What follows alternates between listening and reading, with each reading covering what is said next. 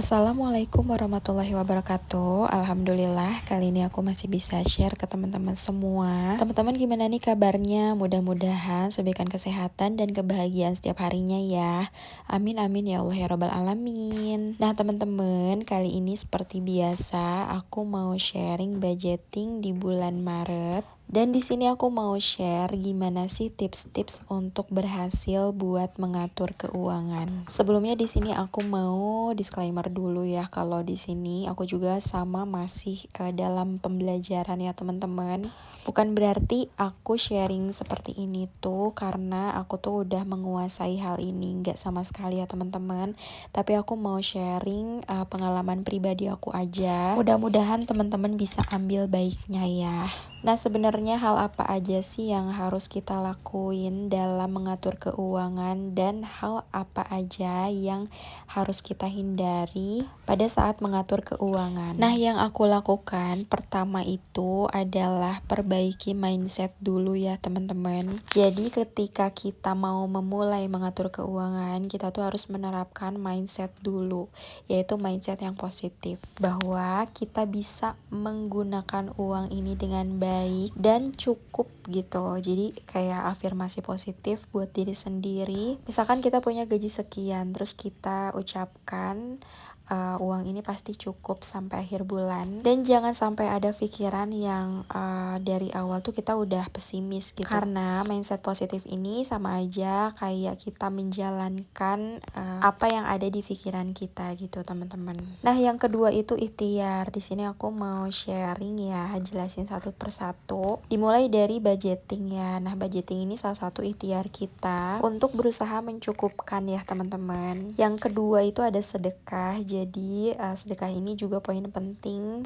atau bisa disebut juga dana sosial ya. Lalu sisihkan dana darurat. Nah dana darurat ini tuh penting banget ya, apalagi untuk yang bergantung dari satu penghasilan ya teman-teman. Pokoknya fokus untuk perbesar dana darurat. Bagusnya lagi 50% di save untuk dana darurat dan 50%-nya lagi kita puterin untuk modal atau investasi. Next selanjutnya berusaha untuk tidak berutang. Maksud di sini adalah meminimalisir utang ya teman-teman, terutama utang konsumtif. Sebisa mungkin kita hindari. Nah, next adalah dengan cara berhemat dan mencari penghasilan tambahan ya. Nah, di sini disarankannya dengan berniaga ya teman-teman. Nah, langkah selanjutnya ketika kita sudah menerapkan ikhtiar-ikhtiar itu, sisanya kita serahkan aja sama Allah dengan cara bertawakal. Nah, lakukan semuanya secara konsisten dan jangan lupa kita buat evaluasi setiap bulannya. Nah, seperti biasa ini aku mau tulis budgeting aku di bulan Maret. Itu yang pertama ada fixed expenses. Di sini ada arisan 300.000, ada kontrakan di 800.000. Seperti biasa ya, ini setiap bulannya. Ini aku masukin ke fixed expenses karena setiap bulannya itu pengeluarannya tetap ya. Lanjut ada iuran wajib di sini 55.000, SPP anak ini untuk iuran KKLZ yang ngaji ya. Di sini 35.000, untuk air di 55.000. Ini juga bayarnya flat setiap bulan. Gak jauh beda sama budgeting aku yang sebelumnya. Karena di sini aku pengen memotivasi teman-teman juga buat lebih semangat lagi ya buat mengatur keuangan. Nah, jadi budgeting ini tuh termasuk ke dalam ikhtiar kita ya dalam mengatur keuangan gitu. Karena kan di sini kita lihat pengeluaran apa aja yang harus kita prioritaskan, apalagi untuk utang ya. Nah, di sini aku mau jelasin lagi tentang arisan. Nah, jadi arisan ini emang aku ikutannya pengen menang di akhir ya, teman-teman. Ini arisan keluarga, jadi kayak semacam nabung lagi gitu. Nah, kemarin itu ada yang nanya sama aku, mending arisan apa nabung? Nah, kalau aku sih sarannya mending nabung aja ya teman-teman dibanding arisan. Karena emang pada dasarnya arisan itu membuka celah utang ya teman-teman. Jadi saran aku lebih baik nabung aja gitu, nabung dikit-dikit di rumah. Itu insya Allah ya, kalau teman-teman sering lihat video motivasi keuangan atau video menabung, kita jadi semangat nabung ya teman-teman.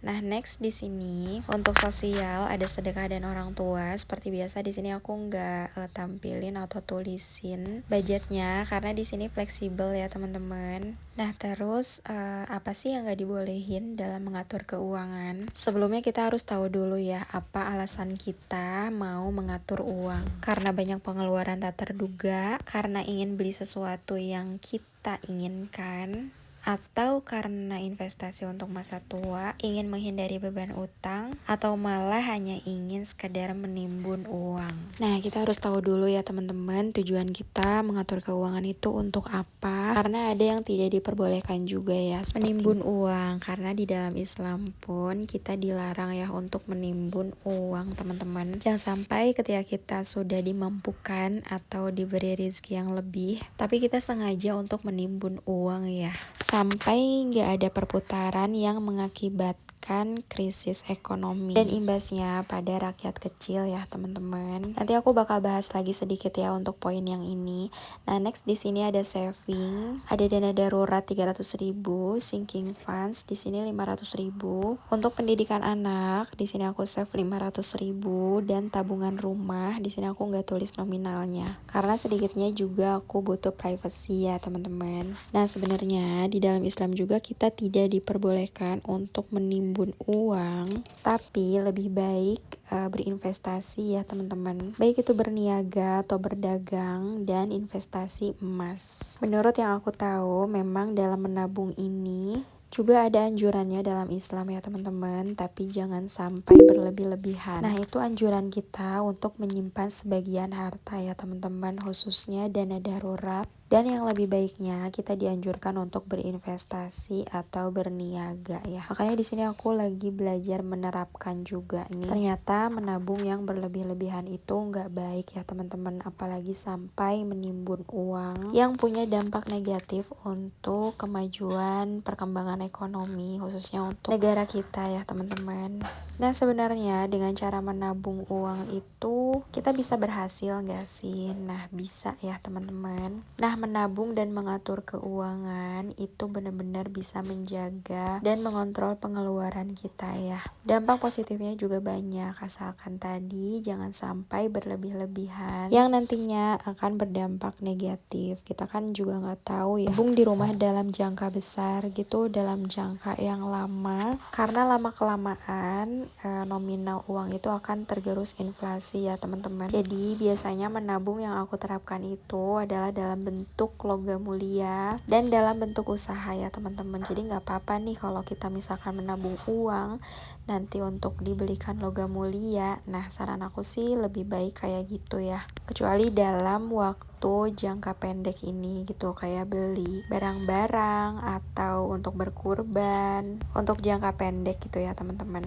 Nah, yang terakhir ini ada variable expenses. Di sini ada belanja bulanan 600.000. Aku mau coba mengurangi ya, apakah bisa?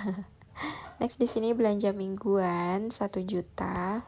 Nah, next di sini ada listrik 100.000, pulsa dan wifi 300.000, bensin, mobil dan motor.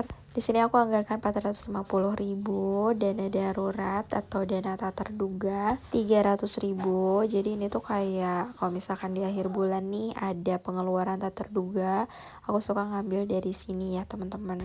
Gas dan galon di sini aku anggarkan 200.000. Rencananya aku mau ganti gas ya teman-teman, pakai gas yang besar ya. Nah, di sini ada hiburan dan eating out atau makan di luar 400.000 untuk jajan. Ini buat jajan harian gitu ya. Kadang kan sekarang kakak Zia suka pengen minta bekal dan jajan-jajan di rumah gitu teman-teman. Aku anggarkan 200.000. Next ada kebutuhan anak. Di sini aku anggarkan 300.000 dan terakhir untuk health atau kesehatan. Di sini kayak beli untuk obat-obatan aku anggarkan 100.000. Nah, alhamdulillah ya, untuk evaluasi di bulan kemarin, bulan Januari, next aku simpan di video selanjutnya ya teman-teman.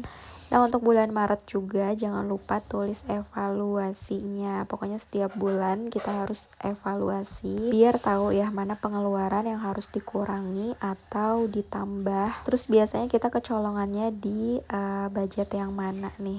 Nah, sebenarnya penting banget ya budgeting ini, terutama untuk penghasilannya yang tetap ya. Jadi setiap bulan dapat gaji gitu. Nah, kan kalau gaji itu mau nggak mau dari bulan ke bulan harus dicukupkan ya. Misalkan kita gajian di awal bulan, nah mau nggak mau kita harus bisa memaksimalkan gaji itu sampai akhir bulan. Nah, beda halnya dengan yang berniaga atau berusaha ya teman-teman. Kesannya kalau yang punya gaji itu kayak pelit gitu ya, apa-apa serba dihitung, apa-apa serba dibudgetin, tapi ya mau gimana lagi, kalau nggak kayak gini pasti bakal keteteran ya. Menuju akhir bulan, uang gaji udah habis, kita mau cari kemana gitu kan. Gak mungkin buat setiap bulan itu kita nambah beban utang terus-menerus kan teman-teman. Jadi kita antisipasinya dengan budgeting ini ya teman-teman. Nah, gimana kalau dengan yang berniaga atau yang berdagang? Sebenarnya lebih aku saranin sih tetap ya buat perencanaan alokasi keuangan seperti ini. Cuman kunci dari suksesnya usaha itu biasanya dengan sedekah dan loyal ya teman-teman. Loyal dalam memberikan kemudahan untuk karyawan, lebih teliti dalam pembelian modal usaha. Wah, kalau ini sih bukan ranahnya aku ya teman-teman. Kalau ini menurut kacamata aku aja ya. Memang kalau dilihat-lihat rumput tetangga itu pasti lebih hijau ya. Ya intinya syukuri aja apa yang kita punya saat ini dengan cara berikhtiar semaksimal mungkin ya. Seperti yang udah aku jelasin tadi di awal ya teman-teman. Mudah-mudahan bisa membantu teman-teman semua lebih semangat lagi dalam menerapkannya ya, karena budgeting ini harus dengan praktek ya teman-teman. Kalau kita hanya melihat saja gitu tanpa dipraktekkan itu nggak akan ada perubahan ya teman-teman. Aku saranin sambil action juga ya. Nah, next insya Allah aku akan share video gajian. Jangan lupa di like, comment, subscribe. Wassalamualaikum warahmatullahi wabarakatuh.